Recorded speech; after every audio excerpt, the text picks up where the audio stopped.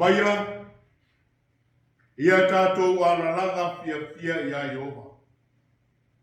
Ia tātou alalanga i le papa o lo tātou waratanga. Ia tātou o atu ia te ia, male viinga, ile nei taia. O sāwhia whinga ia le whaisalamo, ua toe whamanatu mai ai ia te oe mau le ainga o le tua. E au lava o na tātou alalanga ma tātou fia. Ma watu le viinga ia te ia, ile nei sapati. Faafetai lana tausinga, faafetai lana puipuinga. Sa ia manutia ai lo tō soifua ma si o tātou ora. Lea ua mawhai ai, ona tātou maua le nei sapati manuia. Avea ia lo leo e whai mawhonga, o le taitai Matagaluega no fues. Sule sunga, tui safua, Afereti. Maise o le wharetua i a mara Afereti. Le ngata i leo le au Faafeiloaiga tutofi, o le Matagaluega no fuesi mola Toeaina. Ai maise le whamata i fia, o le Matagaluega mai lava i monga Tele se Paia Mungaiti. Fia le nganga mātou te whatalofa tuai le nei tai au. E mua i me uma, o na tātou Faafeiloai, le plestene o le nei ngā ruenga, sa moa tuto tasi. Iesu Keriso, o ia o le taitai o le tātou ngā ruenga. Ina ia whio mailo na nganga, taitoroa ina i tātou le nei sapati. Ina ia whapenao na iaia na whamanuianga i tonu o la tātou ainga. Whatalo whātu le nei tai au, e lau sunga le taitai, au le tātou ngā ruenga. Lau sunga pasta ala moana wil papa, ai maise o le wharitua i a tiani, le ngata i leo le nofo i alu. Ua whamalo le tau, ua whamalo le onosai, ua whamalo la pale, a ware taitaina o le ngā ruenga i le laulangi. Ai maise o le whiau a wala au wina i e le tua. Alofa le tua i ai pēa lana whaunga mana i lau sunga. Maua le maua le soifua manuia. A walawa le whatiroina o tiute o whaiva. O wala au wina ai tonu o lana ngā ruenga. Mātou te whata alofa atu fōi i lau sunga le autustusi o le tātou ngā ruenga i le laulangi. Ai maise o le whantua, ma le nofo i ala. Lau sunga le te ualoa, ma le whantua ma le nofo i ala. Ia ua whamalo le ono sa. Ua whamalo le tau i le atua malona whingami. Le loo rua, ngā ruenga, soani ai lana au aula, a wari tau Toeaina o le whingaro le atua, ma taitaina o le tātou ngā ruenga. Ia ua whamalo Faafetai. A vea le nei tai au, mātou te fia e whatalofa tuai, le suafa Malumalu Iesu Keriso. Tā alofa lava. Le mawhai o na whangaluina, le au whainganonga tutofi o le ngā ruenga le atua. Mai lava i o na taitai mta ngā ruenga e fia o le tātou ngā ruenga. Ma o tōu ainga. Le au whaingaruenga i sunga i whawhengainga mō tō ainga. Sunga i awao mō tō ainga. Ia e maise le mamaru whamata e fia o le tātou ainga. O rono pio i lea stete ma le stete. Ia au ari tau Toeaina o le atua malona whingai. Fia le anganga i le nei tai au. Mātou te Faafeiloaiga tuai. I le suafa Malumalu Iesu Keriso. Tā lofa lau. Fia i le nei tai au, e whai loa atu, ma Faafeiloai atu i le nei tai au, ma whata lofa atu i lana au auna. O lea o le a whai ma whaunga o le tua e a wana mai ailo na whingalo mo oe maa. o le Taitai o le Lekiona Alaska, o le sunga i le Faafeiloaiga ia pasta i te i Afereti. Ia iai whamaduianga a le atua i lau sunga i le nei taeha. Whatalofa atu i le nei taeha o le suafa Malumalu i Iesu Keriso. Talofa lau. Le mawhai o na whangaruina o tātou ainga, o wō mai masani, o e oro fia e a vea le nei po kalama, e whai maa lātou paanga i lea sapati ma le afiafi ma le taeha.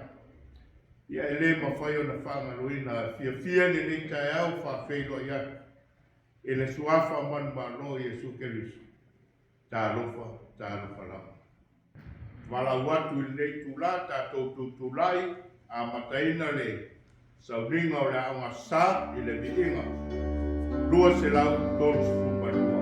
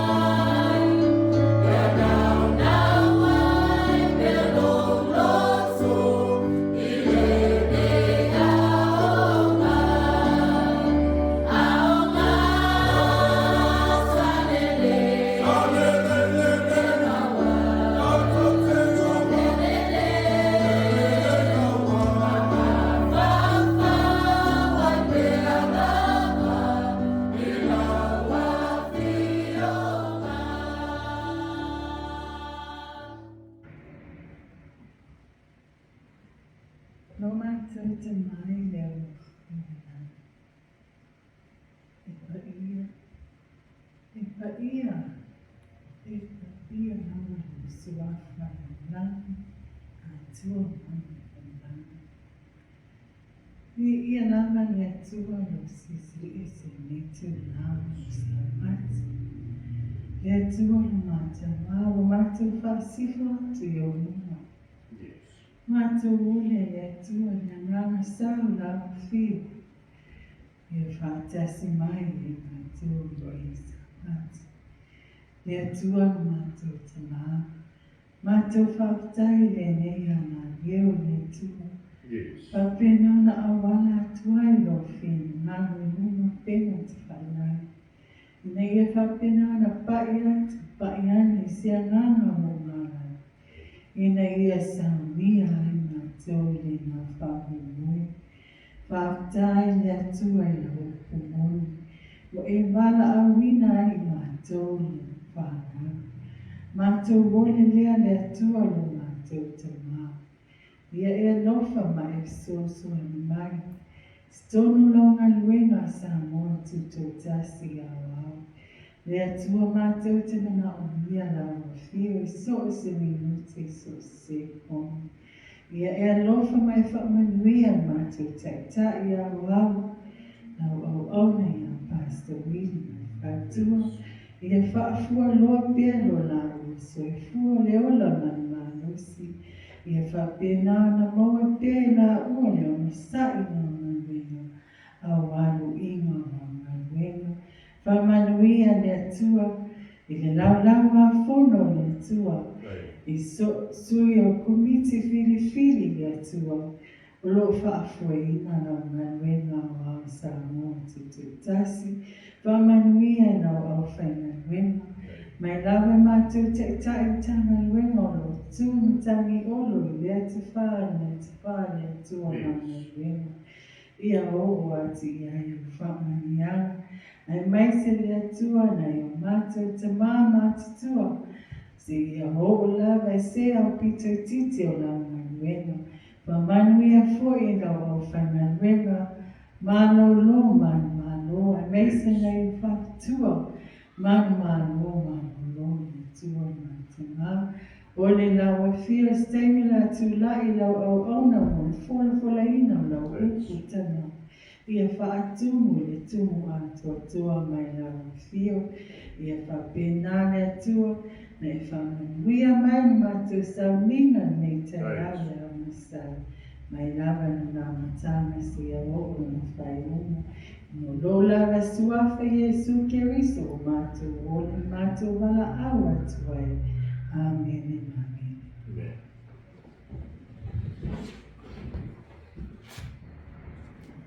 O le temi Faapitoa Fairview wala watu le Lekiona Alaska, Falelua Mountain View ma Fairview o Sauniga le Pese Faapitoa.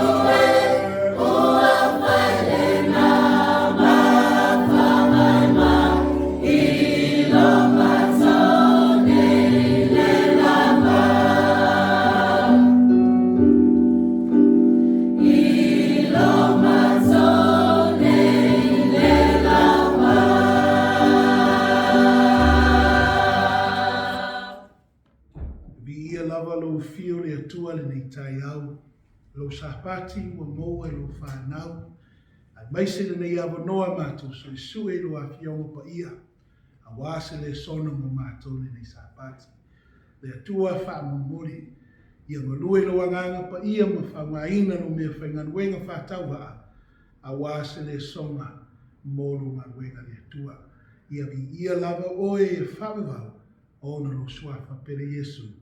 Amen. O tato Lesona ni nei tai au, te manao e whangaina no tusi pa ia, ai liu i tulau tasi o i wawha. O le tusi lua korinito wha, a o le whaiupu mua se o se furu malumalu. O i o le a maua ai stato Lesona ni nei sapati. Lua korinito wha, a o le whaiupu mua se o se furu malumalu. O le whaiupu mua i le lua korinito wha lea, o loo Faafeiloaiga, mai le upu le atua, o mea lea mātou te le whaawaiwai ai, o i mātou wa iai le nei whaiva, ina wa alofa ina mātou. O upu ia o le apostolo Paul, this is the apostle Paul's words to the church in Corinthians. For mai le tusi lea, therefore, seeing we have this ministry, as we have received mercy, we faint not. Lonoinga, e manino, le finangalo o le atua. O le whaiva le ana maua le apostol Paulo. O lo tiute ma lo walawina tātou a wanoa le wa maua mai le atua. Wa maua e tātou SISDAC. Ona wa alofa inga i le atua tātou. Ona whaautu ai tātou Lesona whapea. SISDAC, be courageous in your service, for you are loved. SISDAC le nganuenga au, la uo le nei tai au, fa malosi tātou whaiva, a wai alofa ngia i tātou. O le alofa o le atua, lewa maua i tātou le nei awanoa. A ve ai oia ve ai au, le nganuenga au, o au auna le atua. E lua vaenga tātou Lesona. Ina ia vea oe matangata o alofangia. A e sila whila nei o oe tangata alofangia. Mea mua. Allow God to transform you. Whaatanga le atua e liua oe. Lona lua. Whaamalosi tātou whaiva. Lona winga. Aua le whaamaiwai SISDAC. Never give up SISDAC. Le bala au, lo whaiva, lo tiute ma la tiute lea wa maua mai le atua. Never give up. Wa tātou wawa ai, i le teimi nei, wa lata le rā tai au fō. Le tai au e whio mai tātou ali i whaola. That day is very near. This is the wrong time, SISDAC. E whaawai vai e se tasi. Ai whaafonga le upu o le au auna le atua.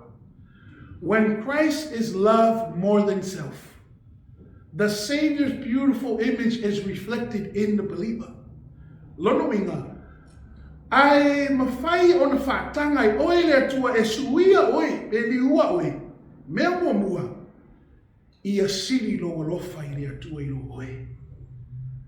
When Christ is loved more than self, the Savior's beautiful image is reflected in the believer. Until self is laid upon the altar of sacrifice, Christ will not be reflected in character. When self is buried and Christ occupies the throne of the heart, there will be a revelation of principles that will clear the moral atmosphere surrounding the soul. Lonoinga, a whaile ma whai tangata, na tuulalo ia, ma ave ese de tangata tuai, ma whaatanga le atua i liua ia. E le ma whaina vea ia mas tangata wa whaafowina. Ale ma fuanga foina, e le wha ma losi i le ngaruenga na walawina le atua ia. Ao le mana onga o le whaile songa nei tai au SISDAC. Wha ma losi i lo whaiwa. Ia e sila fia e alofa ngia oe. O la sanga i le olatanga. Le whaolatanga wa whaolaina i tātou SISDAC ia Iesu. Le ala upu moni ma le ola. Le wa mai a te oe ma o tātou talitonu iai ma wha maungi ai. wa faolaina tātou ia Iesu. SISDAC, whaatanga le atua e liua oe. O le tusi lava le halo mau ai tātou Lesona. Te mana o whaongaro tusi. Au le whai upu mua o lo whai mai le apostolo Paulo. Au ua mātou la fuai me lilo e mamai. Lono inga, wa wha malusi le apostolo. Wa le wha vai o ia, i le whaiwa na mau mai le tua, ona wa sina fia ia, e alofa ngia ia. Ona whai mai loa ia, i le whai purua. Wa mātou la fuai me lilo e mamai. E leo le savavali ma le ani pipelu. E leo le Faafeiloaiga e mātou le afionga le atua. A ua whailoa mātou i le loto fuatia ifo o tangata uma i luma o le atua i lo mātou whahari atu le upimoni. Lono inga. A whaiwa liua tātou SISDAC. Wa lafua i tātou secret, deceitful o mea lilo. Vai e ai mea lilo e manatu hatangata i le iloa se isi. E le si le fia le Faafeiloaiga. E le iloa le Ekalesia a o mea ngā. E maka ngā se tulo. A o maenga na e finangaro le atua. Ina liua malafua i nā mea. Aua sa vari tātou ma le ami pepelo. Aua le mix up le upu le atua o isi teini. E mana o atangata e whangare upu le atua. E whai e ilanga tua fiti. E le whapena le tangata wali ua e le atua. Au le mea lea e whai e tangata wa whaatanga ia le atua suia ia. Mai le upu le apostolo whai purua. E whai loa i mātou i lumo le atua matangata ea le upu moni o le atua. E le ngata i tau tala le mea moni. E le ngata i tau tala le upu moni. Ai savali maola iai. E whapenare tangata wa suia i le atua. Tangata wa whaatanga i le angango le atua e suia ia. I se o langa fo. Fa mai le whai putolu ma le whai tātou Lesona. Whai putolu ma le whai. A whai fo i wa ufitia la mātou tana le lei. Wa ufitia ia i wa whanu. Wa whata waso ina manatu o i la tou. O e le taritonu i le atua o le lanolangi nei. Ina nei pupula atu ia te la tau le malama o le tana le lei i le mamalu ke riso. Wa tusa o ia ma le atua. Si Faafofoga. O le tangata e le isu ia. E le iloa ia le mato o fiere upo le atua. E le mawhai e ia na talia. E le mawhai e ia na talia. Tonu wai, ai whamai le apostolo Paulo, e mafua mai. Ona wa ufitia lātou sida ma lātou mawai. O lātou o tangata o whanu. O whātau aso lātou manatu. Whātau aso a lelio nei laulangi. Nono inga o sātani. Si. E le aise tasi. Te ia o whāwaiwai. E le aise me whāpena. Te ia o whāwaiwai. Te ia o whātamala i lana tiute. No. O le mea moni lava, wa lewa ana mata le whaawaiwai. Wa lewa ana whai tonga fiti. It's not by accident te ia o fiu tangata.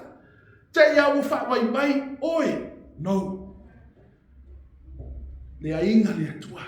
Mafua mai. Wa le whaatanga i tātou le atua. E li ua tātou.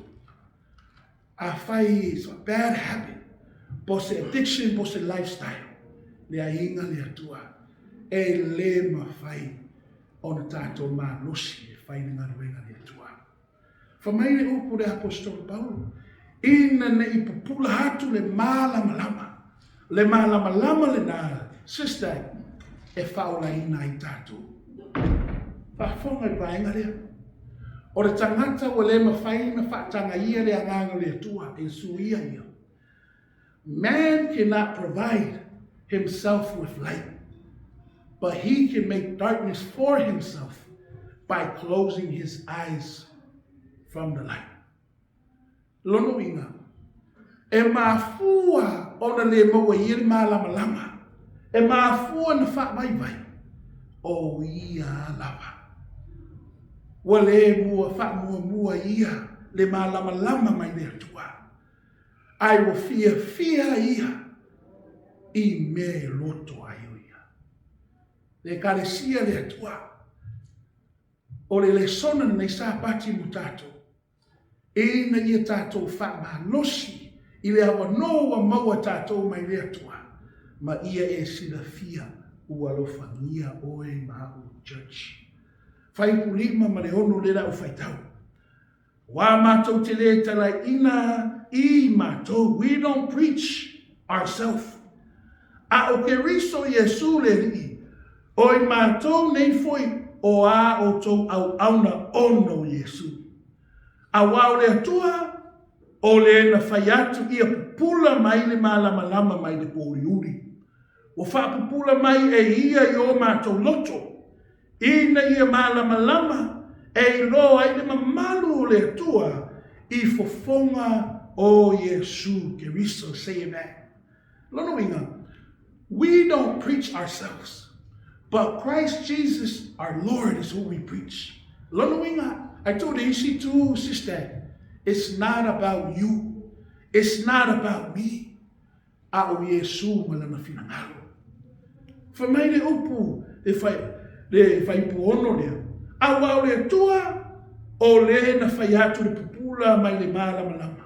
Ia pupula mai le malama. Mai le pōriuri. Lono inga, only God can transform you to shine out of darkness. Vai daia. Ao noa ma le anganga le atua. E le mawhai e tātou se mea tasi SISDAC. Tu ese oi. Tu ese hap. Ai e tātou wha mua le atua. Ua nao le atua e Faafeiloaiga ai tātou. Nao le anganga le atua na te suia tātou. Whai pufitu se o se fulu. Vaenga lona lua. Aua le whawaiwai. Never give up. Whafonga lua korinito whawhai pufitu se o se fulu. Awea te mātou nei oa ipu o mea. Ina ia I le atua le matua tele o le mana. Ai le mai ia te mātou. Amen. Wa popo ngā tia mātou I me uma. Ai le wha atu vale ina. Wa wheme meai. Ai le matua wheme meai. Wa sawa ina. Ai le tu lafu ina. Wa lafu tu ina I lalu. Ai le whanu. O lo tau ave I le tino e le aunoa. Le fasiotia o le rio Yesu. Ina ia whalia fo I le soifua o Yesu. I o mātou tino. Say amen. Wa tau tala Paulo. I le whaingata. Le whainga wa tō fia le tua ia. I le whaingo fia. But even though tough times come. E le mawhaina tu la fo ina le tua lana auna. Whapena o e Mahu SISDAC. Tough times come and go, but it will not destroy us. Aua le whawaiwai oe Mahu. Only you can destroy yourself if you give up. E whapena le mana onga tātou whai le songa nei tai au. Wa tātou iai teimi muri.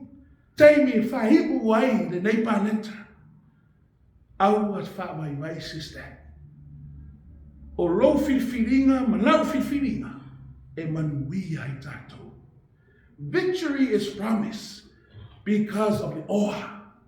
Le treasure lea wa maua tātou mai le atua. Le malos anga lea o lo maua oe mau mai le atua. E le whaavai mai I tātou. O le oa pa le treasure ka. O le malama mai le atua.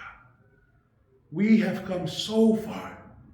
O lo wainga ma la wainga. Mau le mea wa sitia le atua tātou SISDAC. Aua tātou whaamai. A ia tātou whaamalosi tātou whaiva.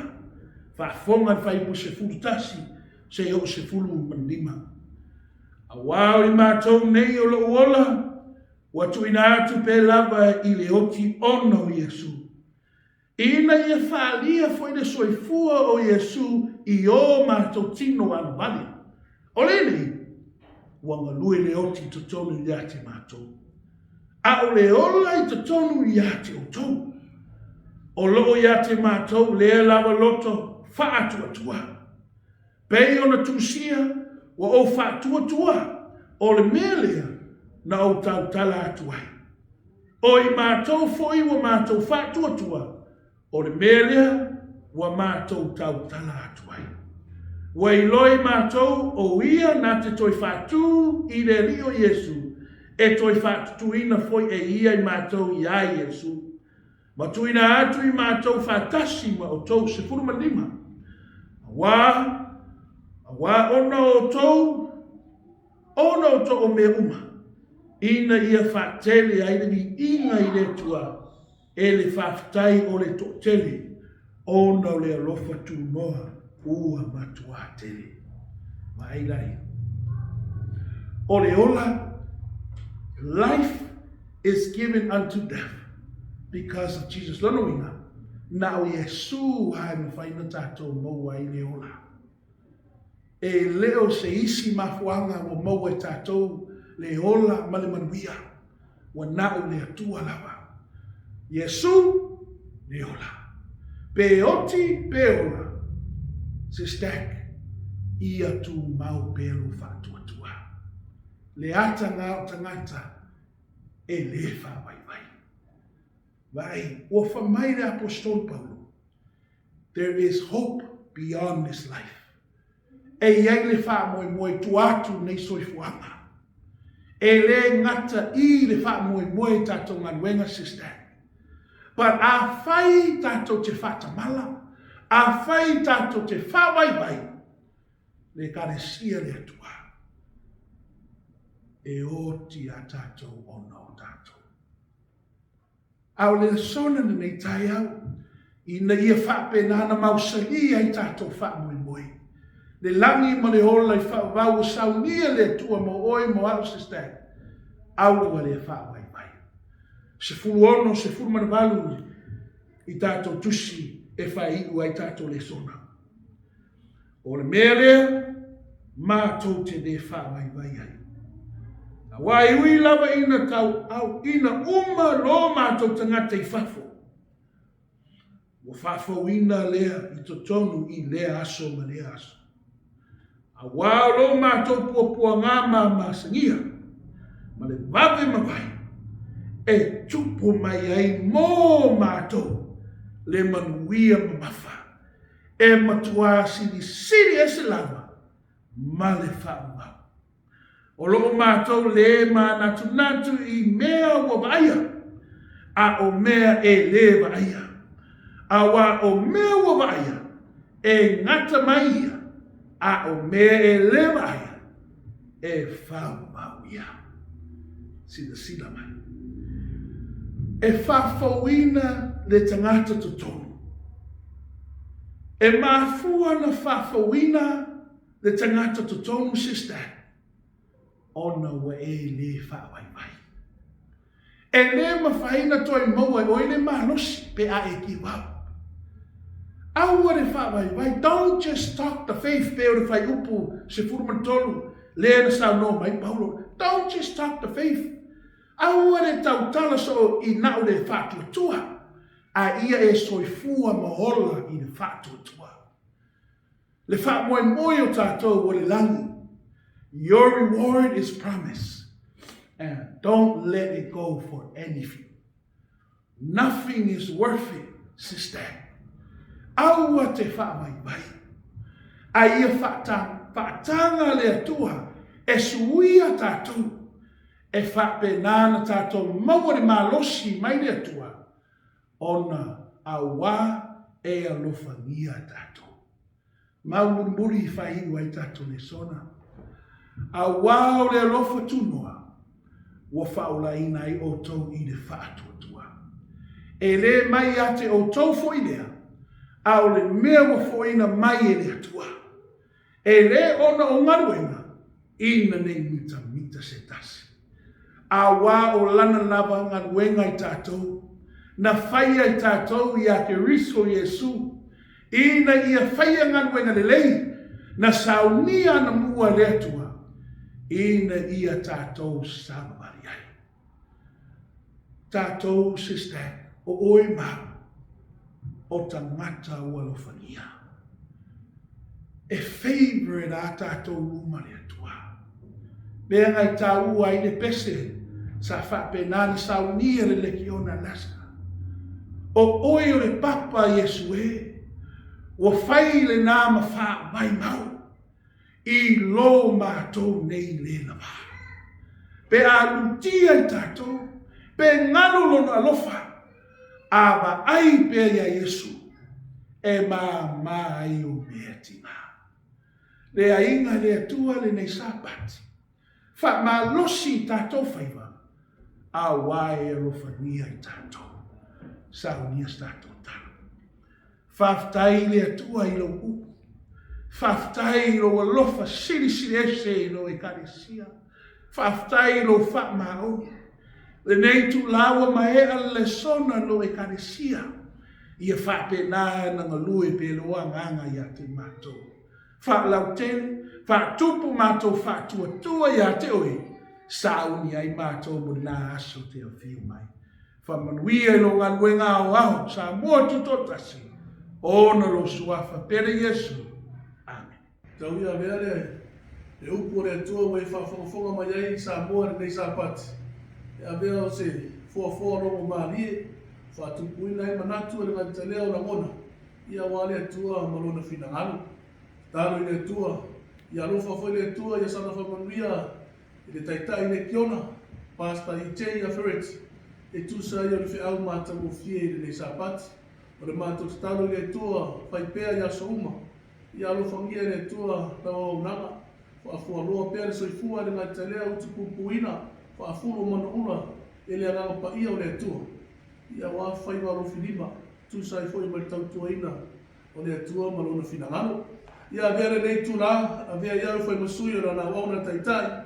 Ia le ngai Telea le mātou le kiona ia raska nei. Mātou te moli atua i mātou alofa anga. I lau sunga taitai awa ia pasta ala moana wili papa. Ia ngā te lea whakatua ia tiana. I ngā te foi lea. Au Faingaluega te tofia le tua lo tutui mtangi ora. Ia whapenana iai pia whamamianga le tua. Ia alofa le tua ia tau singa mātango fie i ngā luenga wao Samoa. Ia ngā te foi lea. Lau Faingaluega. Mai lava i se au pito matua se o lawa i o tātou alum whanau. Ia iai pia whamamianga le tua. Ia whamanuia le tua i Toeaina le nei sapati. Ono Yesu, Faafetai.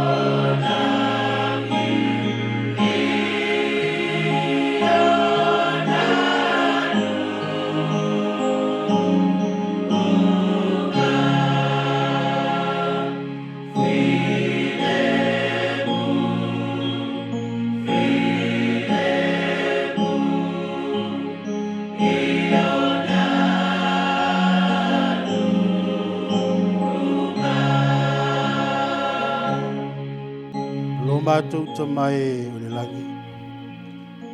E paia lava lo suafa. O mātou ia i le mea sili o na paia i le nei tai au. E mātou tutula i e fola la ua fionga paia. No le i lo wanganga paia. Se e fio mai le file mu i o mātou loto. I le e mawhai o na watu le feau i talia le nei tai au. Tā pena i mātou le langi ma le ola e whaafau. Whamanuia i lau a fionga pa i ola mātou whaalonga ni tai au. Te tala le whaalonga lau nu, e saunia i mātou. I lau suafa Yesu. Amen.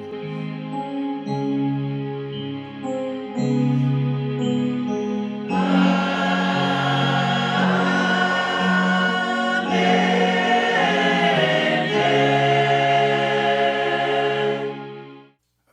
se leo Toeaina nei sa pati. Whai mafonga tau muli lau whaingarenga I lunga te whatanei. Ia whapea lana uona le taitai mtanga renga SISDAC Northwest. Lana uona ia tu Saafua. Ia whapea le malu al whatoru. Mua lava o no fia maia se upu mai la fionga Paia le tua. To mua aile nei Faafeiloaiga. Mai fai salamo a tawita, lo watu ai, le tupu o te whaane ne ia te oe, o te whamanu watu fo I lo suafa e whaavavau lava. O toi whamanatu mai le wauna le tua o tawita le mafuanga, e ao na tātou whaane ne ma tātou whamanu ai le suafa Malumalu Iesu Keriso. Ona o lona alofa malona anga lei. Tau singo I tātou I le aso mle aso. Ia lea o tātou au lea mai le nei sāpati Paia. Ia, na ia teau lea le nganga fia. Faafeiloaiga le prestene. Iesu Keriso le ngaluenga o au. I le ngata fo I lea. Fia fo I le nganga Faafeiloaiga atu. I lana uauna le sunga taitai au au. Ia pasta ale moana. Wili papu, whapea le whatua ia tiana mano Faalo. Whamalo toa, whamalo tau. Tonu ngā luenga le tua le ngātu fo I lea. Ia o le atoanga le komiti whafoe. Lana wauna ia pasta Alii maspau. Whapea foi. Le te woloa. Lana wauna ia pasta Uitoalangi. Tanuwasa o lua whatua mainga. Whamalo le langolango I lana au ia wale whafoina o le ngā luenga. Ia fia foi mātou nei lunga whata, Faafeiloaiga atu le mamalu, ma le Paia whamata fia o le ngā luenga le atua, ta ngā luenga fia I le atafa, ma le atafa o lo langi, tō taitai au whainga renga, ia meso mautofi, a mata mai lava I maunga maua lunga, se o lava stoe tamatama o lea Ekalesia ma lea Ekalesia. Na mātou whapea atu lea, tālofa lava. Faapitoa ngafa se Faafeiloaiga I tātou atanu o Samoa. O mwhai o na maua le nei avanoa e mai moa mai ai, whaalongolongo mai foi. I lea fionga lea tua, lea la alangaina lana uauna nei sāpati. Tau nei ed whaamrianga lea tua, I lau whaafonganga. Ia, o lo tō tangai mai lunga te whatanei, lo mātou whatasi mal au whainga renga, ma malua le tua, ia, o le sunga le nā taitai, li kiona ia Pasta Vasili a foa, mai le nai tua ngā luenga I Washingtoni, ia le ngātu foi lea, ia o lana uauna ia Pasta Luapito whanua, ia o ia lo Toeitiiti le Ekalesia I Portland, ia whapea foi, lana uauna ia maa, ia o ia lo Toeitiiti, sau ele Ekalesia I Columbia, ia a o le whailaunga Faapitoa nei sāpati, ia o le taitai li kiona leo, lana uauna, ia Pasta Iese, ia o ia leo le a whangaina whingalo le tua nei sāpati. Ia manuia lau whaafonga, ia ma o la ole teimar tātou pese Faafetai, ia mai walawatu ma le awa whamamole tātou tūlai mai, ia mo le Pese Amata.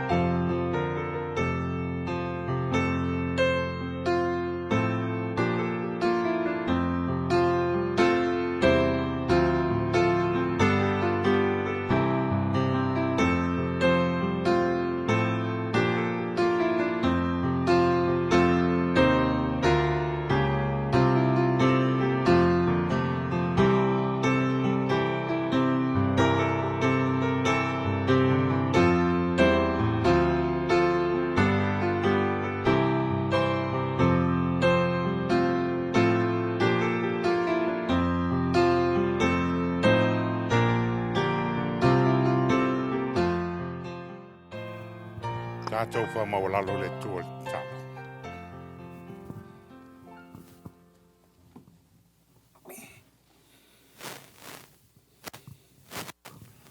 Lo mātou ta māpa ia e lo fia le langi. E pa ia lava lo suafa e whaavavau. O lo sirisiri ese ma lo mamalu e tala mai le langi. O au venga ma mana whaalia le vani mo nimo. O lo lofa tu noa. Lo awina mai o lo lavalo i petalema. Liu tino tangata ono le tangata ngasala. O lava o ia i le whaasata roina. Ia wā le whāna o tangata. Mātou vi ia.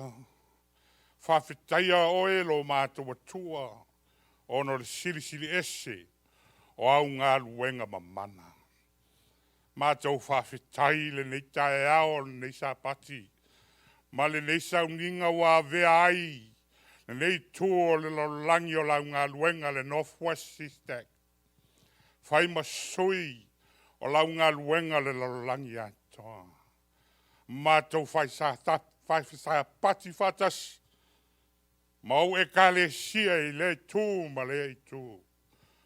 Ai meise foi le mātou maftanga e lungo nea la ea. Mau au auna taitai. Ta ma futa mai oe. E ala lawa nganga paia. Ni e manuia mea uma mātou te whaia. Si ti atu lawa ona taitai o nei ngā luenga. Pasta Willi ala moana. O ia ma le wharitua ma no Faalo ma le ingari. E iai lava o lava whaamrianga. Ai maise lau a whono lau Ekalesia. Tai taim tanga luenga i le tū ma le tū. Nofo i whawhenga inga. Pa i o Toeaina ma ti a kono. Ta māma tua. Ti nā mātua. E o lava i o nai mātou walo ma whanau. Whamanui o mātou wō mai a māsani. La tau te fia whalongo le nei sauninga. Ma nei pōka lama. Ia iai o lava whaamrianga. Teimi tū lailo au auna. Whai whe au e fola. Le upo le ola le nei sapati. Ta māwina mai lau lava mana le nganga. Tai Toeaina o ia. Ne ia alu ma le mana le whe au. Nga lueina loto ma fina ngalo o lau whanau whirwhilia. A mātou whalonga ma whaia lou la wala. Whamunuia mai oe lo mātou atua. Whamangalo o mātou se mo mātou leanga. Ila lou lava suafa ke riso o mātou wole wala autuai. Amen.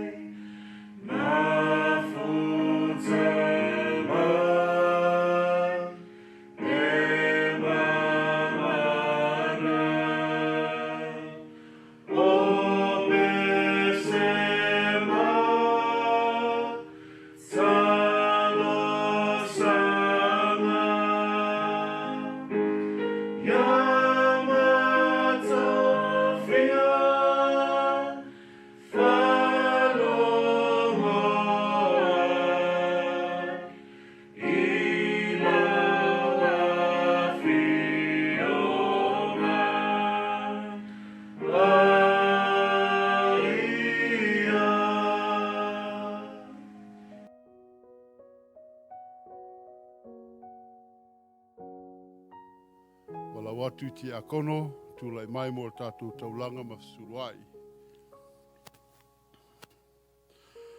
Talu mai aso o tau tamā.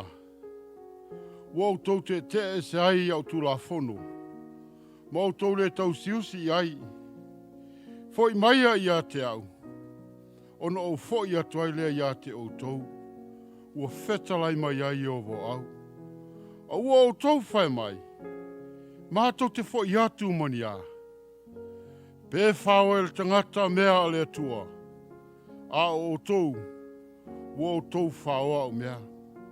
A ua o tau whai mai. Nia eho mea ua mātou whaoa.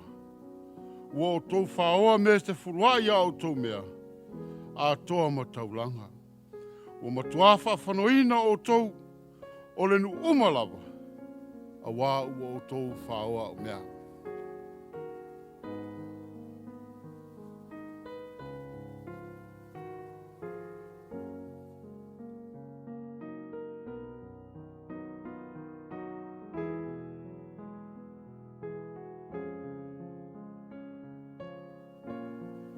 Wala watu mal whaaloalo le a tātou tūlai whaatasi, mo le mai o tātou taulanga mawhasiruai.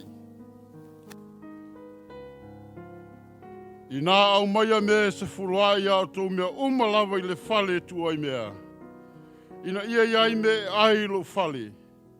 Maia o tō tofo mai a te au le nei mea. Ua whetalai mai ai o au. Pe o te le Toeaina pupungi le langi mo o tō. Masa sa atu le manuia mo o tō. Ina se ia siri on Tele.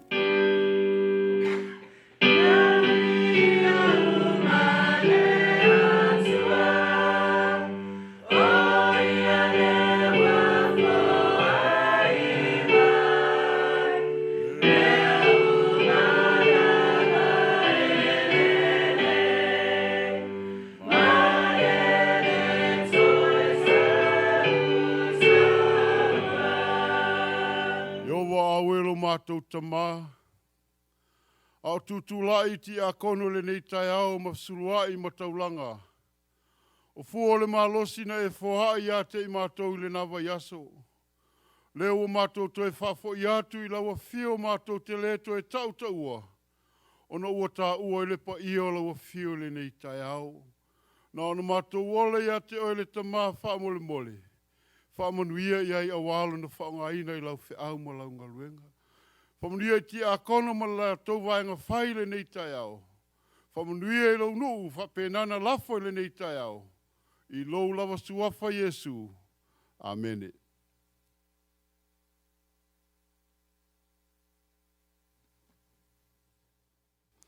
O le whaitawina o le awhiong Paia le atua. Taitaina i pe i tātou e ala i lana awhionga. O le amaua le mai whiangai ngā tuai. O le tusi o numera, lona mata upu e luas furu maltasi. O le atato whaitau i ai a mata mai le whai upu e whā, e whaangata mai le whai upu e iwa. Tusi a mose, tusi o numera, lona mata upu e luas furu maltasi. A mata le tato whaitau i ai, e a mata mai le whai upu e whā, se ia whaangata mai le whai upu e iwa. Ia maua lau tusi ta ofi o le atato talo. Lo mātou ta mai o le langi, mātou te Faafetai nei avanoa o mātou maua, mātou te tango fia re kānona Paia lau fio, o mātou susu e iai matatala, o le a mātou sauni e whaitau, mātou te mana umia oia ngang Paia whaamole mole, a wa o mai pe i mātou, fua i mai le poto malata mai. Feso soani foi la wa na le atulai. Ona lo suafa Yesu o mātou wole wala au tuenei. Amen. Ia o le au whaitawina. Ia le afion Paia le atua numera lua sumaltasi. Al fai pue fai whaangata mai le fai pue iwa. Faafofoga i whaitawina o le afion Paia le atua. Ona o leo i la tou ai le maunga horo. Le ala i le sami ula, ina ia whaata milo i le nuu o e toma. Ona ti ngā leo loto le nuu, ona o le ala. Ona whai upu ai leo le nuu i le tua ma mose. Ua whapea, sea ea le mea na ulua aveina a ei mātou na iai kupito. E oti ai i le vao, awa e le aini mea e ai, e le ai foi ni vai. Olo ino foi o mātou loto i nei mea e ai whatau waa. O nā wina mai ai le Iova o ngata uongo i le nuu. Ua wheutia ai le nuu.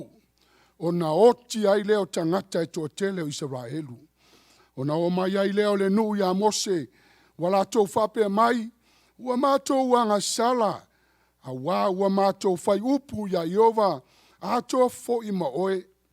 Ia e tatalo atu ia Iova, ia ave ese ia ngata ia te i mātou.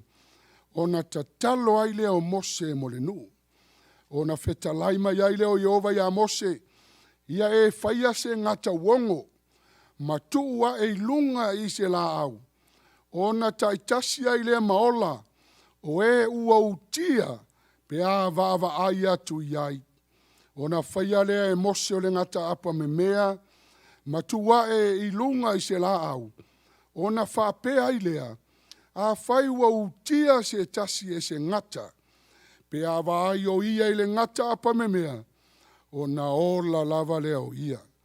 Ia whamanuia lea tua e whaitauina o lana awhiong Paia, tu mau pe ia te ia le viinga e whaavavau e whaavau lava. Amene.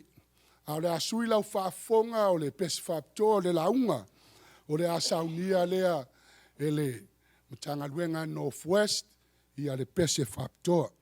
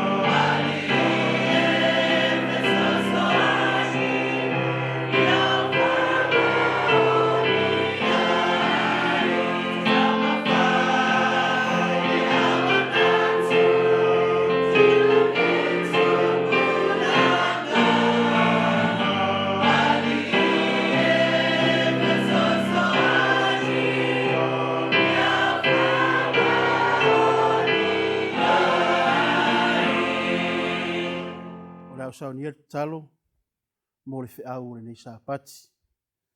Le atua lo mātou tamā Paiai, le o fio le langi. E vi ia ma Faafetai lava le angalelei ma le alofo la o fio. O mātou toe maua le nei sāpati e mātou te mai e tāpua iai. O mātou vivi i la o fio, wa peiona e poloa i a te mātou. Ia mātou Faapaiaina le sāpati e whailea ma whailonga i a te mātou. Ia mātou ilo ai oe o le atua moni e tō tasi. No le lelu nganga pa i e fiso soani le nei au na vai vai. O nā o stangata na whaia le fuefu ma le lele. Ai o le lo mana i nei e whaamatalatalaina la wafionga le nei tai au. I nei a vea o se whiau e Toeitiina i mātou i le ngata le nei soifuanga lo mātou wolai. Ai tā pena i mātou ma mātou whanau. I le langi ma le ola e whaavavau. Whaamanuia fwoi whaafonga anga lo nuu le nei sāpati. Ono lo suafa Yesu. Amene. O te loa umona Faafeiloai, le tātou mafutanga i le nei tai au. Ia e toi whaatalo whaatu, tātou teitai au au, i lau sunga Pastor Willie, ai maisir whatua ma le no whaalo le nei tai au. Faafetai o lo vaia pēr le soifua malosi, ma le soifua maloloina o lau sunga. Ia awafu i le Toeitiina o le tātou ngā ruenga. Ia o nei tai au, o le tusi na tātou whaitawina le nei tai au. O ina o le au mai Iese whiau mo i tātou le nei sāpati. Mai o te taritonu o le nei whaitusi ua loa o na e whalongo ai i le nei whiau. Ai wau toi a mai le nei tai au. O na e tāua le ngā luenga e tāua le wala aua le atua i lo soifua mo lo tātou wola. O tātou vaia i le soifuanga o tātou iai nei. O tātou vaia ua pupu le soifuanga o tātou wola ai. A o le taimi le nei e te tau na tā pena, ma le manino ma le mautinoa. O tātou ainga mo tātou whanau, i le nā wha moe le langi ma le ola e whaavavau. O nei la tai au, o le tusi le tātou whaitawina. O wha matala mai ai i le tusi ngā mose le tusi o numera. Whai mai ina ua a mai e mose le nuu, mai e kupito. Ma whata milo le wha se fulu tau sanga lea na whata milo ai ele atua. Ona ina ia toe ao, ma toi wha manatu, ma toi wha asino i le whanau o Israelu. Po le whanau o le atua moni. O le atua e toa tasi, le atua lea na whaia le langi ma le laulangi. Lea e fina ngalo le atua e toi wha asino le no. E moni ma wha maoni le atua. Mai o le whiau fo le nā ua mai le nei tai au. I nei mawhai ana toi wha manatu. Ma toi wha iloa mai a te i tātou. O le atua lava le nā e totas. O le atua lava le nā o lo tātou wha talitali ai. Mai o le atua fo le nā. O lo iai wha munianga mo i tātou. Whai mari wha matalanga le tusin tātou whaitawina. Whai mai ina ua wha ta milo le nuu. Mo ua langona i le nuu. Whai mai ua whaitio. O whaitio le nuu ia mose. O muimui le nuu ia mose. Ai whai mai ele ngata e whaitio ia mose. Ai toi whaitio i le atua. I le whai upu na e ono e whapea. O ia lima e whapea. O na whai upu ai lea o le nuu. Na whai upu ai lea o le nuu i le atua ma mose. O whapea. Se ale mea na o lua aveina e ai i mātou ai kupito. E oti ai le vau. A waile ai ea, e le aini mea ai, e le aini vai, o lo ino foi o mātou loto i nei mea, e ai whaatau wā. E tele na wa ai i wā venga na whai e le atua. Na mai ma whaasavalia e le atua le sami ula ula. Na wa ai i wā venga na whai e le atua, ina ua tuli loa mai ai kupito. Le i mawhai o na lātou i loa ma lātou malama. Le atua lea. Na o lava na whaitio i a mose. Toi whaitio i le atua. Whai mai, wale ai e ani mea ai. Wale ai ni vai ai kupito sa mātou no nofo ai. Au ai e maia i mātou i lungo le nei ala. Wai whamtalanga le nuu whai mai. O lo ino fo i o mātou loto. E whawhanga e le atua. E pui e le atua. E la vea i e le atua. Whaamawhana whana e le atua, le awa ma le pō. E a mai e le atua me ai, e whai mai e ino e loto i me ai. E whōlinga mai, e atua i le manawa tangata. A ona atua i le manawa, ona ngalo ai leo le atua soifua. E ese le mea na tupu le neinu, ai o mai le whai upu e ono ma le fitu. Whai mai, ua avea le whai tionga lea, ma le lātou mui ia Mose, ma le mea ua tupu ia te i lātou, ona awina mai e lole le atua le ngata. Whai mai lolo le atua ia Mose, ona awina mai e le Jehova, le ngata uono i le nuu, ua wheutia ai le nuu, ona oti ai lea o tangata e to Tele o Israelu. E le ngata, wa awina mai e le atua, le ngata uono. Ina ia whau matia ai lātou e mui. Ma e whau mawalulunga. E tau mai ai i whau mtalanga lea. Lo tātou ai ngai le nei tai au. E ino le atua le tangata whau mawalunga. E ino le atua le tangata e mui. E le fia le atua i le tangata e whai le ngā ruenga. E whai ale whina ngalo le atua. Ai mui. O na wina mai leo le atua le mala. E whau matia ai le tangata mui. Ma le tangata lo toleanga. O na whai mai leo le whai upo e fitu. O na o mai ai leo le nuu. Ia Mose. Wala tau whapea mai. Ua mātou wangasala. A ua mātou whai upu ia Jehova a toa fo i moe. Ia e tatalo atu ia Jehova. Ia ave ese ia ngata ia te i mātou. Ona tatalo ai leo Mose mole nu. Ele ngata whai mai wa ino i me whai ele atua. Ino i mea ai. E whainu ele atua e whai mai ele marili ai. Whaatino lo ele atua lo lātou le fia. Ai toi alanga i le fiola. A mai ele atua le ngata uono. E whaumatia ai le tangata whaitio. E whasioti ai le tangata mui. E whaumatia ai le tangata e le malia le loto i meo le neiso i fuanga. Whai mai le ino walu le soloti le nu. Ai toi alalanga ma toi sulu ia Mose. O toi o ia Mose wha mole Mose. Se e toi tatalo i le atua. Se ave ese nei ngata.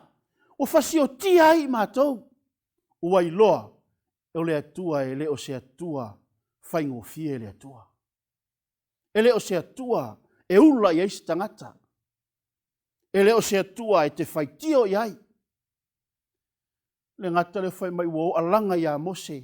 Mose wha mole. Se ia e te talo i le atua. Se i toi ave ese nei ngata ia te i mātou. O nā alu leo le au nā le atua ma toi te talo i le atua. Ma whai mai lo leo Mose. Whai mai lo leo le atua ia Mose. Mose e te maua le whai upu e walu. Ia e mai on fitalai mai ai leo Jehova ia Mose. Ia e whaia se ngata uono ma tua e ilunga ise la au. Ona taitasi ai lea maola o e ua utia pe a va ai i ai. Whai mai leo lea tua ia Mose. Mose, talu ai wa alalanga mai le nuu wai loa le nuu. Wai loa le nuu wa salam o. Alu e whai se ngata. Ma wha tau lungo le la au. O le tangata e utia e le ngata, uono lea, ai wa ai le ngata lea, e o lai. Se ese le atua o se atua alofa. Se ese le atua e le mawhai o na mawaelo na alofa i lana whanau. E tingare le anga o le nu. Le anga o tangata. E whai tio i le atua i mea le lei e whai e le atua. E toa sā le atua, ai to e tau i fo i le atua i lona alofa. Lo ai ngae mal tātou ngā luenga e whape nā le soifuanga leo tātou wolai. E una wa ai whamanuianga, wa ai mea te tele whai e le atua. Ai a olo na mui, ma o maita, o na le iloa le atua, ma toa sā ai le atua. A le whiau o le nei tai au, e wa ai ia Jesu. Tātou wa ai ia Jesu. E tātou si itia Jesu i te mi uma o lo soifua ma lo wola. Aisea, ona tātou maua leo le wha moe. Ona whai mai leo le wha mtalanga, le whai puna e walu. Ona halu lo leo Mose ua whaile ngata, Whaipoiva mai ona whaia le mose o le ngata apa me mea, ma tuae I lunga I se la au, ona whaapea ai lea, a whaia utia se tasi, e se ngata, pe a ai o ia I le ngata apa me mea, ua ola lava ia. E ese le whaingatā o tangata. A o le nā whaingatā o tangata, e le ma whaiena ve esea le alofa o le atua. Na ia toi alofa iai ma whai ia mose, a lue whau le ngata, ma tuulunga o se la au o le tangata va ai ai, e whaaola I nai, e ola I nai. I oe e whaapena I tātou le tātou a inga le SISDAC. O whea lavo e whaalongolongo mai ele nei tae au le sāpati o le atua, o le mana onga o le atua, a ona o whaingatā ma puapua ngā ia te oe, va ai le atua. Tau lai lau va ai le atua. Ai sea, leanga ele ai se isi atua e fesoasoani I lau tangata, ele ai se isi atua e amaia le malosi a te I tātou, na o le atua e tōtasi. Le atua o le na whaia le langi, le atua o le na whaia le lalolangi, o le atua o lo I ele sosia ma le tamao ainga. E tāua leo o le whiau o le ni tae au. Pai mai o le taimi lava e ua I le ngata, le tangata. Mai ua au tilo le ngata na whaia e mose, le na polo ai le atua. Mai o le taimi na e mou ai le tinga. Ua mou e se ai whaingata. A ua ia ola, ai sea, leanga ua vaai I a Iesu.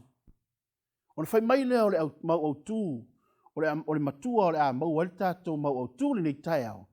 E mau al tuse Ioane e tolu o le whai upo e sumal wha. Mai e pei ona si itia I lunga e mose o le ngata I le vau. E ao ina whaapeo na si itia I lunga o le atalii o le tangata. I oe whai mai e whaapeo na si itia e mose o le whengenga tuai. O le ngata ma tuurunga o le la au le na ola I whanaunga Israelu ina ua va ai ma tilo iai. Ai whai mai I whaamtalanga Ioane. E ao ina whaapeo na si itia I lunga o le atalii o le tangata. Lea na tu ua ailo na mamalu, tu ua ailo na tangata pa ia I le langi, ai a fio mai e whaolaina I tātou. Sa moa, se ua I ngai le tae au. E whaamata ea o aso uma o le o langa, e te alu ai ma taimi uma o le soifuanga au enga lue, mai au auna I le atua. A o mai ni whaafita auli, o ai e si itia I lo wolanga. O ai e te vaai iai. O e vaai le whaife au. Le mafuanga le nai alei ono tātou vai. O e vaai I whaafita auli. O le mafuanga le nai alei ono tātou solomuli. A o le whiau le sāpati le nei. O taimi umai tātou te pangāti ai. Si itia Iesu I lo soifua. Vaai ia Iesu. Ai sea, o ia le maua ai le mapusanga o tātou tangata. O ia le maua I tātou le ola ma le whaamoemoe. O le whai mailo le autua le tae au. O le tangata na te iloa lona atua. O le tangata na te iloa lona atua. The people who know their God.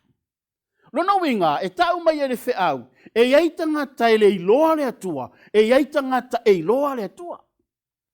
E whaulinga mai I e una lo lotu whaatasi. Ngā lulua e whaatasi. Au auna whaatasi I le atua. A e iai tangata e lātou te le iloa le atua. E iai tangata lātou te iloa le atua. O le whiau la le tae au le lei. O le whiau mo oe mo au. A whai e te le o iloa le atua. I lau au nanga ma lau tautua. O le sāpati le nei. Whai ma ia e iloa le atua. O a mea umai tātou te whaia. O le ale Toeaina au nanga e te au auna I le atua. Whai e te iloa le atua. Aisea, leanga o le atua, e tātou te mauai le whaamoemoe. Tātou te le maua, e te le ola I se whaife au. E te le ola I sau tofi. E te le ola I ni me te whaia. Ai te ola I a Iesu. Pe a whai, tātou te si itia Iesu I aso uma, ma taimi uma o le soifuanga ma le olanga. Whai mailo le whesili mo I tātou le nei tae au. E ma whai whaape whea ia mea o na whai. E ma whai whaape whea ia mea o na whai. Whai maile Ioane e tolu o whai upo e lima. A whai e le whanau se tasi le vai ma le anganga. E le ma whai o na sao o ia I le malo le atua. O le whaamatalanga lea po le talanoanga lea Iesu ma Nikodemo. Lea na whaamatala ia I na wasau Nikodemo ia Iesu. Whai mai Iesu, o le ase mea o te whaia. E whapewhea na o maua, le ola e whaavavau. Ai whai mai whitalai ngā Iesu ia Nikodemo. A whai e le whanau se tasi, i le vai mareanganga. E le ma whai o na sao o ia le mālo le atua. Ai sea, e paule o le awala, e ma whai ai o na e manu malo. E paule o le awala, e ma whai ai o na tātou iloa Iesu Keriso. E ala lo tātou whanau le vai mareanganga, o te loa umana whanau tātou le taimina papatiso ai. Ai e fōlinga mai o aso ma leo langa ma taimi e te tau ai o na tātou iloa mo tātou mautinoa. O i tātou ua whanau le vai mareanganga. E ma whai ai o na tātou sau le mahalo le atua. Whai mai lele Ioane e tolu whai potosu ma le ono. A o le whaatua tua i le alo. Ua ia te ia le ola e whaavavau. A o le whaatua tua i le alo. E le iloa e ia le ola. A o le toa sā, o le atua, o lo o tū mau lava ia i ona lunga. Io e whai mai whaamtalanga le apostolo Ioane. Whai mai a o le whaatua tua. Lona winga o le whaatua tua e te iloa ai le atua. O le whaatua tua e te ola ai. Whai mai a o le whaatua tua le alo, o ai le alo, o Iesu Keriso. Lea na saunia, lea na tautau lunga o le sa tauro. Lea na whaatino i lunga o le sa tauro. O no lo whaamoe moe, ma lo whaamoe moe. Ai wa mai ai le tae au le nei, e maa fua ona mawhai ona tātou whaia ia mea, e maa fua ona tātou tū mauri ngā rue ngā le atua. E maa fua ona tātou fia e whaile whina ngā lo le atua. Pe a whai tātou te whaatua tua i le atua. Whaatua tua i le alo. Whai mai o le whaatua tua i le alo. E le iloa e ia le ola. Sa moai i le nei tae au. A whai na o lo ngā lue ai te le whaatua tua. E le o ia te o le ola. E te ngā lue fua ai te le maua le langi ma le ola e whaamau. Pe a whai e te ngā lue le eis whaatua tua ai te ngā lue whaitio. Ngā lue ma lo mui mui. Ngā lue ma le loto le anga. Ona le maua le tātou o le langi. Ana whai mai whai unga le mau. A o le toa sā o le atua. O lo o tū mau lava i ona lunga. E maa fua na tū mau le toa sā o le atua. I loso i fua. Ona te le whaatua tua i le alo le atua. Whai mai lele Ioane le torusu matasi e moni. E moni o te talai ngā Iesu. E moni o te whai atu i a te oe o Nikodemo. Mātou te tautala i mea ua mātou wiloa. Mātou te mori maufoi. I mea ua mātou vaava ai. Ai le tali mai. E o tou la mātou upu. La mātou mau. I oe whai mai Iesu i a Nikodemo. E moni o te whai atu i a te oe. Ua tele vāvenga, tele mena e va ai. Ai te le tali tonu mai. Aisea, le aise whaatua tua. Le aise i loa le lei o le atua. Ai whai mai whamtalanga Iesu, mātou te tautala i mea ua mātou loa. Lona winga, ua tautala Iesu e le ngata o le ia te ia le nganga Paia, a o le atua fo. Mātou te mori mau. Fo i mea ua mātou vaava ai. Ai pangalea, ai tau te le talia mai, e o tau la mātou mau. E whape nā le taimi o tātou iai. E tinga le tele o tau sanga na e lotu ai. Tele tau sanga na e whai ai, mea le lei mo le atua. Ai ao o, na saule stangata ma whaaleanga lo wha moe moe. Wa le eva ai a Iesu, a ua eva ai, ile nā mea te vai ai. Ona le mawhailea, ona tau fi mau. E loso i fua ma lo tātou loto, le atua ma le whaola tanga. Whamari ane sulima, a toru sulima, mai ina ia le whano setas, e whaatua tua ia te ia. Aia, a ia maua le ola e whaavavau. I oe o le mana onga nao le atua. Whai mai le atua ia Nikodemo, lona uso, mai o le mafuanga, ina ia le whano setas, e whaatua tua ia te ia. A o le mana onga ma le finangalo le atua na usauai, ina ia e maua le ola e whaavavau. O ai se tasi e nā te ngalue. O ai se tasi e nā te tautua le atua. Ai nā te le mauti noa ina le ola e whaamamau. Aore tai aore nei. O le mana onga o le atua. Ina i auani o tātou whano. Ina nei soi fuanga. Auani a vea mea whaatau wa aore nei o langa. Ma awala e ne petia ai lo tātou wha moe moe. Luani vaenga ora o mai ale nei tai aore sa pati o le atua e whai ale tātou whiau. Whai mai le vaenga mua mua o le tangata o le whanau mai le atua. O le tangata e whanau mai le atua. Whai mai le yoane mua le yoane e tolu whai upo e wha. Lima ono whai upo e wha. A wao i lātou uma e whanau mai le atua. E Malumalu i lātou i le lalolangi. O le nei fo i le Malumalu i le lalolangi. O lo tātou wha tua lava. I oe le ai ngai le nei tai au.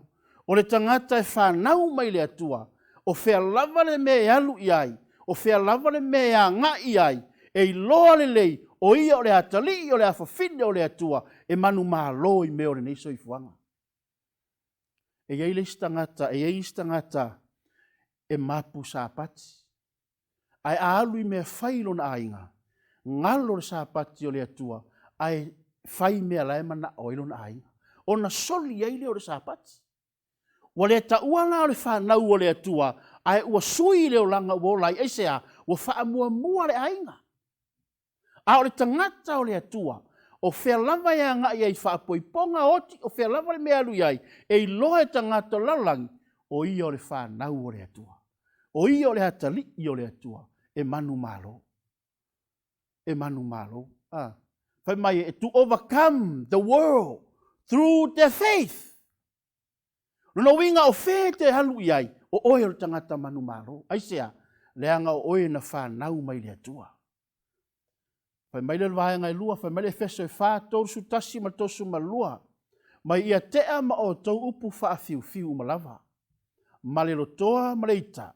Ma le leo Tele ma le upu leanga. A toa ma le loto leanga umalava. Ioe, le mafuanga na e lina vai le istangata. Mafuanga na e lina e le iloa oe o le atalii, oe o le afafine, o le atua. Ale mana onga le apostolo fai mai ia te ese ma o tau upu Faafiu umalava. Ma le lotoa. Po le alo le lei tonu le lotu. Po le alo wha maoni me whai o le Ekalesia. Ai te italoa ngalo lo le atua. E te italoa e Uesele loa. Ma lowi loa, ma loma natu, o se Ekalesia se tangata. O se Faapitoa tanga se tangata na whai mo e. A o le Faapitoa tanga na whai e Iesu, mo i tātou. Ma i le ngata ave Uesele ita, ave Uesele leo Tele, tasi le mea le tupu i tono le Ekalesia. O le whai o se mea, a o le leo, toi ama lepe ai le malu le atua. A o na tautala mai, e fōringa mai o se tangata o le atua. Ma nei alo na si ufofonga, ma nei alo na leo a pese mai oka. O se pese o le ama lepe ai le malu o le atua, a o le tilo i le atua. O le whai o le finangalo o le atua. Ai whai mai whamtalanga le apostolo, ia te ama oire nā mea. A whai o oile maasani e leo Tele me whai ai te mui le ngā luenga le atua, ave ese. Alu ese ma le nā mea, aisea. Lea ngai whaasala i nai oe le atua. E le ngata i lea upu leanga. E ista ngata i fia le lotu. Ai hao i ngā ruenga te whaalongo atu. Nā upu leanga i tautalai. Nā upu le lei. O na whaalongo i leo le ista ngata o le whanau o le atua. O na vai ai lea. Ai a sau ma le fusi ua le sapati. O i o le tangata o le angelu. A o le matua upu leanga. O mana onga le apostolo ni tai au. Ave ese le nā mea. Ma ua te loto leanga fu o i lista ngata. Ua te loto leanga fu e te le mau ai le langi ma le ola e whaavau. O le mafu anga le nā leina a mai e le atua le ngata uono. Ma whao matia ai ta ngata ia. Pei tai o le alofa tu noa o le atua. Lea e a fua iona e so i fua ma e ola pea. Ai whai pea. Whai pea lau a mio. Se iona tau i le atua. A whai patosu malua. A ia o tau feanga le iai. Ia fe muti vale ai lo o tau alofa. Ia fe whaamanga lo ai o tau. E le atua ia te riso. Oka. Le mafuanga na fe mai fa matalanga fa upo to sumatas. Ia tea ese mea ia. A iloa o lai mui mui lo toleanga ita lo toa leo telestangat. Alo e fa ia uso. Se aua ki koe faia le ngā mea. O oia le whanau o le atua, o oia le tangata o le atua, e le mana o le atua e te toi faia nā mea. Aisea, wa maile alofa muti muti vale o le atua, wa toto ilo loto mo tātou finangalo, ina i mawhaina fusia i tātou, ma saunia i tātou, ma mawhaina e wha mangalo ilo uso lo ita i atoe, aisea, e leo no oe, a o le atua, a o Yesu ke viso. Lea na ia saunia le whaoratanga mō tātou. Whai mai lei mō mole yoane tolu whai poiva. O i lātou uma o e ua whanau mai le atua. Lātou te le toi whaia le angasala. A wā olo o tū mau i to tonu i a te i lātou. Lana fua. E le ma whai foi o nā angasala a wā ua whanau mai i tātou i le atua.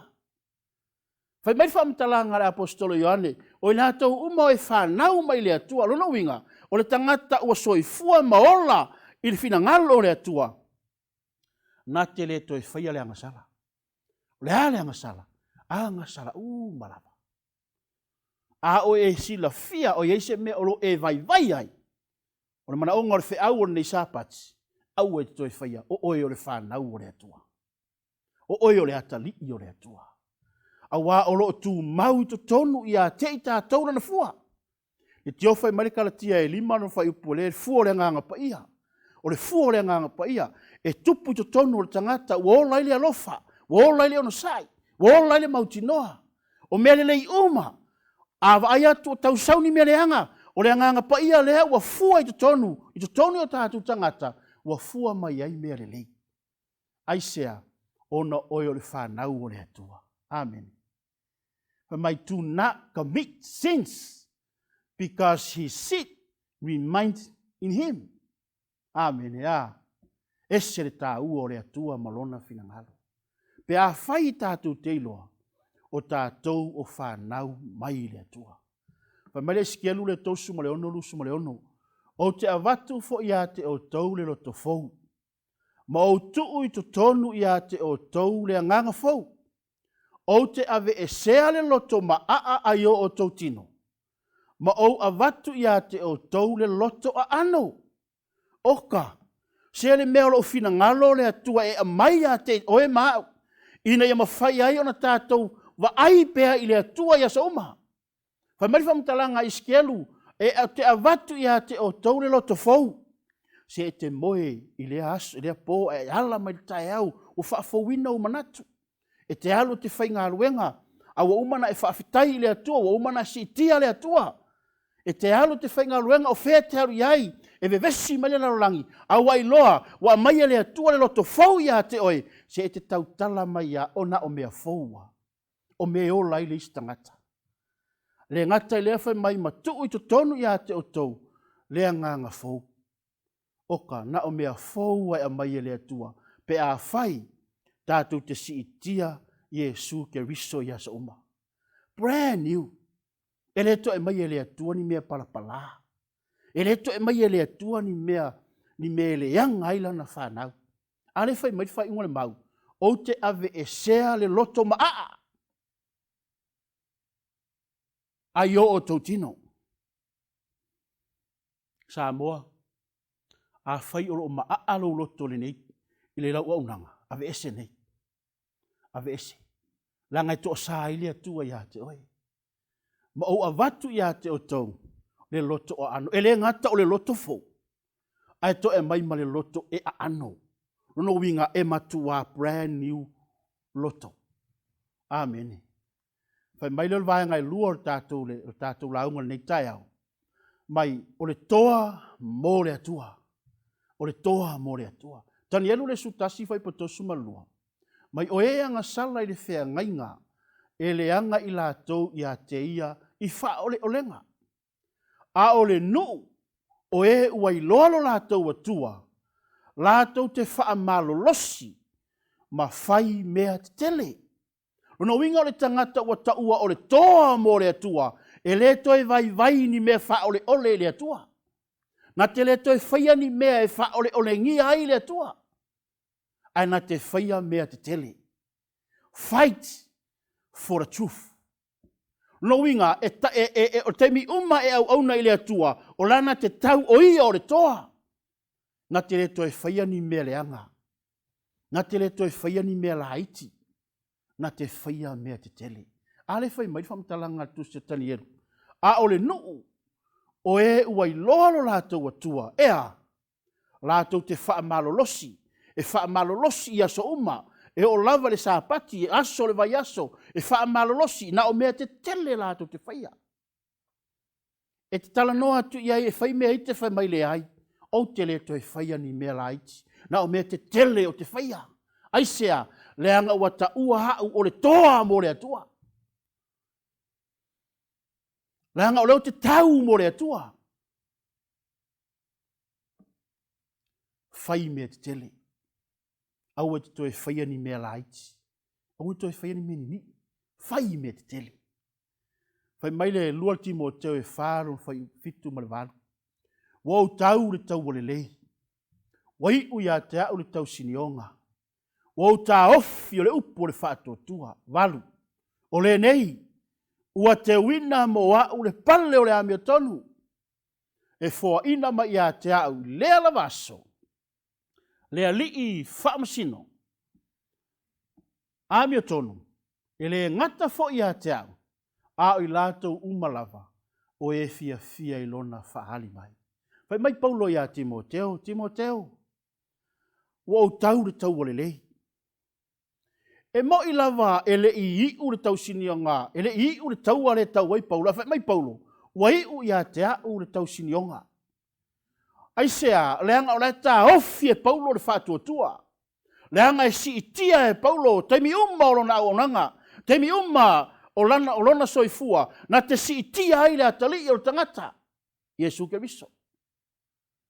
Mai wau ta ofi le upo le whātua tua. Le mafuanga le nā, e alaina le to i lalo ai se tangata. SISDAC.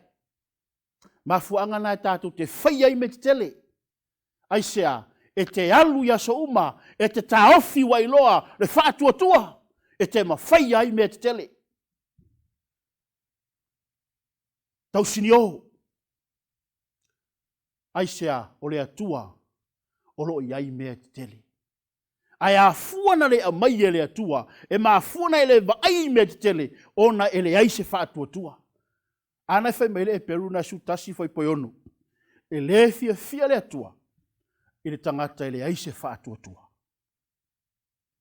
Ai whai mai whamtalanga e le whai poi vanu. O le nei wa te wina mo wa mauti noa le e paulu. E le whātua tua lea. Wa iai le pale o le amio tonu mo ia. E le whaapale ina i e le atua le taimi lea. Ai o le taimi na maliu wai le aso e fio mai Iesu. O ina e whaapale ina ai. Ma tau iai. Le ngā luenga na whai e Paulo. O tala nā Paulo na whai a Timoteo. Timoteo. O te mana o fo i e whaapea nala o nonga. Ia e tau le tau o le lei. Ta ofi le upo le whaatua tua. A o le aso e fio mai a Iesu. Wa mai e le atua le tau i a te oe. Aisea. Le anga oe o le toa mo le atua. O oe o le tangata tau mo le atua. E le oe o le tangata mui mui. E le oe o le tangata loto leanga. A oe o le tangata e si itia Iesu ke riso Iesu uma. A ona e si itia Iesu. E le aise mea te to i lalo ai. E le aise mea te vai vai ai. A o le tautinonga o le tangata ua mauti noa lona faa moi moi. Fa mele feso le fa su lua su tolu. Se ia tātou o atu, o i tātou umalava ma le loto ngatasi le whātua tua, ma le iloa le lei o le alo le atua. Ina ia whai matangata matua, ia o i le fua o le umatua, lātou te iloa, e tatau ma le tumu o ke wiso. Ai ngai le nei sāpati. O le whiauna mo i tātou. O le whiaua mai e le atua. O le whiau e toi whaamanatu mai a te i tātou. E toi whaamalosi e i tātou. Fight for the unity of faith. E te tau le whaatua tua. E te tau e whaalangolango i le atua. Wa e mauti noa. o oe o le tangata toa o le atua. E le oe o se tangata palaai. O le tangata palaai e ele taimi e ua i le ngata, ma whano ai. A o oe o le tangata o le atua, e whaamanuia, e whaaola, e whaatumu e le atua, le whaatua tua ia te oe. Io e whai mai leo Paulo, se ia tātou o atu, o i tātou malava, ma le loto ngatasi le whaatua tua. SISDAC, o whea lava, le atunu u e whaalongo mai ai, ia tātou ngaruru e whaatasi. Ia ngaruru e whaatasi, ma si itia lo tātou wali o Jesu ke viso, tātou te olai. Aua e te ngalue, ai si itia oe e oe. Aua e te ngalue, si itia le whaife au, langa te le olai. Ai e ngalue, ma si itia Jesu ke viso, leanga o Jesu, tātou te olai. Ka mai lore mau au tuor tātou fe au le sapati. E pei ona si itia i lunga e mose o le ngata i le vau. E au ina e whaapea ona si itia i lunga o le ata li o le tangata. Ai ngaere ni tāpati. Si itia Jesu ke viso. Au e te si itia ina o manatu. Au e te si itia ina o langona. Leanga e te le maua i le wha moe moe. Ai e si itia Jesu. I teimi umala o nanga. I teimi uma e te ngalue ai. Ia si itia Jesu. Aisea, leanga o oe o le tangata. Na te iloa lo tātou atua. O le tangata iloa le atua. Na te whaia male fia fia. Whaia male lotele. Le ngā ruenga le atua. A wā ua iloa. Ua ia ilona wha moe moe le langi male ola e wha. O le tangata na te iloa lo na atua. Na te whaia mea le lei. Ma tū mau se i o le aso e fio mai ro tātou ali i whaola. Ono Jesu. Amen. Moli le Faafetai Tele lana wauna. Ia tusa moli nei whiau mo i tātou le nei sāpati. Taunu i alofa le tue whaamanuia i lau whaafonga ma le tātou whaalongo. Whapena foi in whaamanuia i lana wauna. Le na wala me elun whina ngalu le nei sāpati. Le a tātou tūlai whaatasi. Whaumaina nei Sauniga. I le pese. La tātou tūlai.